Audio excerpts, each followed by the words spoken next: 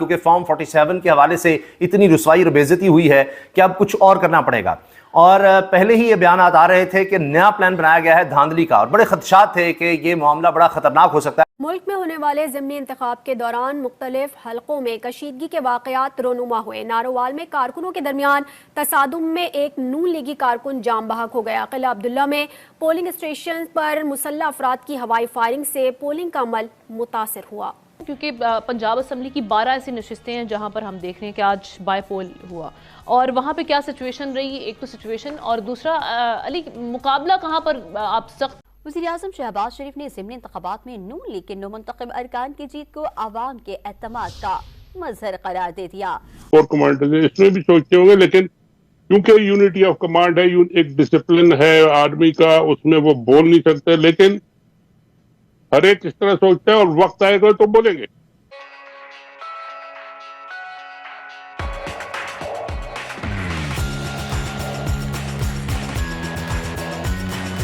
देख रहे हैं खास तौर पे अगर हम NA 119 की बात करें तो वहाँ पर ख़ास तौर पे जो PTI कारकुन हैं, पहले भी हमने देखा कि वो वहाँ से हार चुके थे, सुन्नी इत्तेहाद काउंसिल के जो कैंडिडेट थे। अभी वहाँ पे क्या मुकाबला है? अली परवेज़ मलिक काफ़ी पुराने खिलाड़ी हैं वहाँ के। देखिए, मैं बिल्कुल किसी किस्म की कोई प्रेडिक्शन नहीं कर सकता। लाहौर एक ऐसी जगह है जहाँ पे हल्का 126 से ऑन चौधरी साहब जीत सकते हैं, तो यहाँ पे कुछ भी हो सकता है। मैं जिस तरफ निशानदेही करना चाहता हूँ वो ये है कि मोस्ट प्रोबेबली, बल्कि हमें उम्मीद यही है कि ये आज तक इंसानी तारीख़ के सबसे शफाफ तरीन इलेक्शंस होंगे, लेकिन इसके बावजूद शकूक व शुबहात जो है ना वो मुल्क ने, रियासत ने, सरकार ने ख़ुद ही से पैदा कर दी हैं। अभी तक कोई ऐसी स्टोरी मैंने नहीं देखा कि न्यूज़ चैनल पर या सोशल मीडिया पर आई हो कि धांधली की। लेकिन बात यह है कि जब आपने इंटरनेट बंद कर दिया, और अगर सिक्योरिटी का, सेफ्टी का की वजह से किया था, तो फिर आपका मोबाइल नेटवर्क्स तो चल रहे हैं, सिर्फ इंटरनेट बंद है। इससे जो तासुर जाता है, अगेन मैं नहीं कह रहा कि कुछ भी हैंकी पैंकी हो रही है, मैं तो सिर्फ ये कह रहा हूँ कि ये मशवरा किसने दिया था, क्योंकि इससे दो तासुर जा रहे हैं। एक ये कि जी शायद इलेक्शन शफाफ नहीं होंगे, और दूसरा ये कि जी रियासत शायद कमज़ोर हो रही है, और वो शायद मुतहम्मिल नहीं हो सकती कि अगर लोग ट्विटर पे या दीगर सोशल मीडिया पर इलेक्शंस के बारे में बात करेंगे तो उससे पता नहीं क्या हो जाएगा।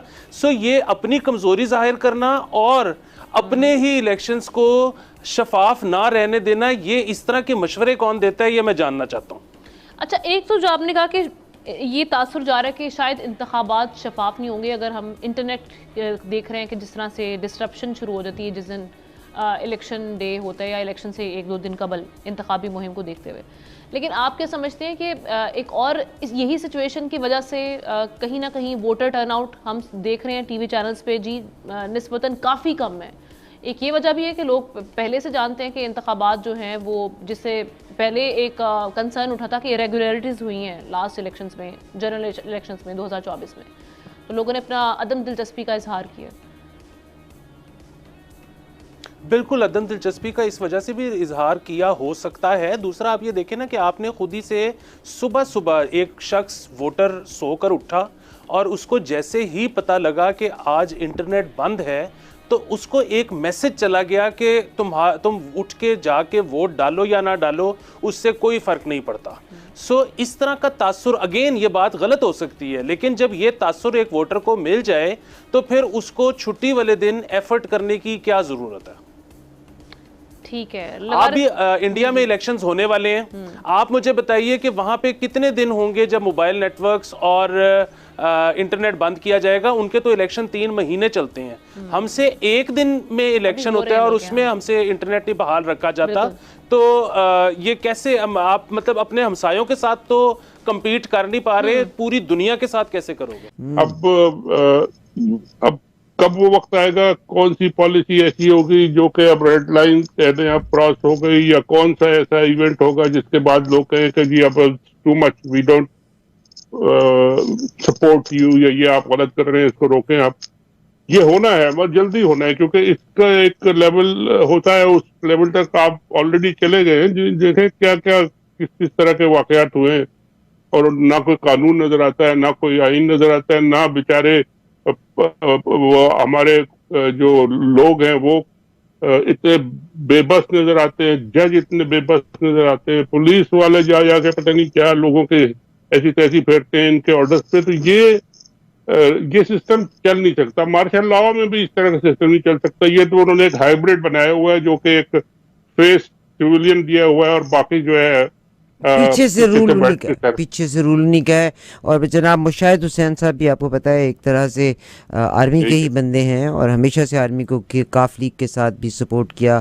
जब वो नून के साथ थे तब भी उन्होंने सपोर्ट किया।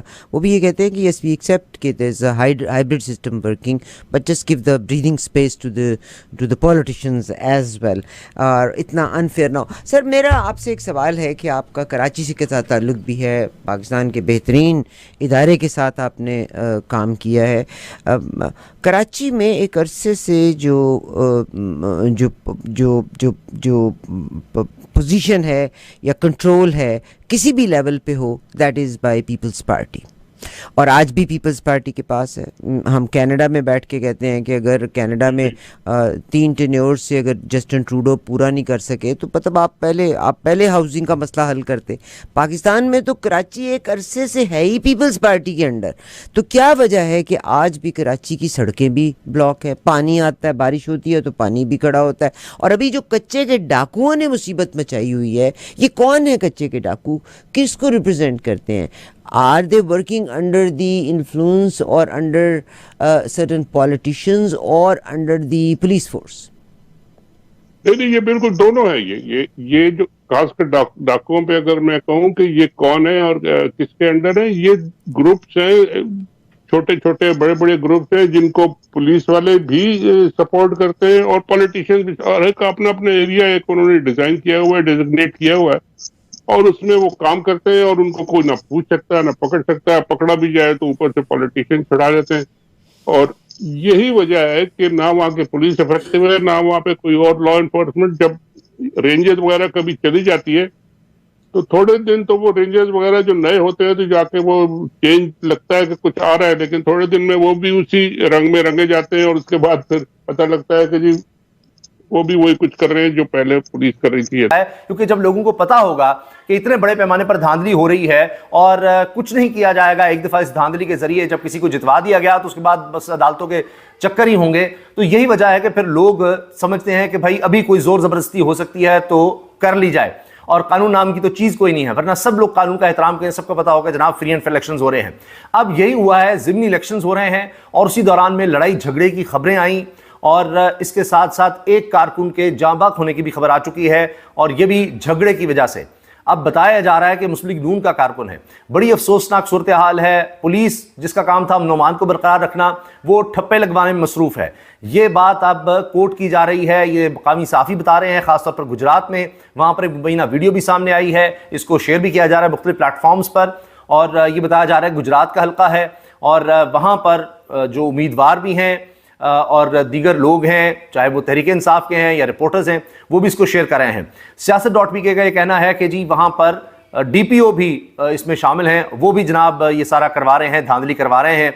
हत्ता कि एक जगह पर यह हुआ है कि फॉर्म 45 पर पहले ही दस्तखत करवा लिए गए हैं, जबकि फॉर्म 45 इसलिए होता है कि जब आपके सामने आपके पोलिंग एजेंट्स वहाँ पर होते हैं, उनके सामने सारे जितने भी बैलेट बॉक्सेस होते हैं जिनमें वोट कास्ट किया जाता है, उनके सामने वोट्स को गिना जाता है कि ये देखें ये वोट निकल रहा है, ये इसका है, इसका है।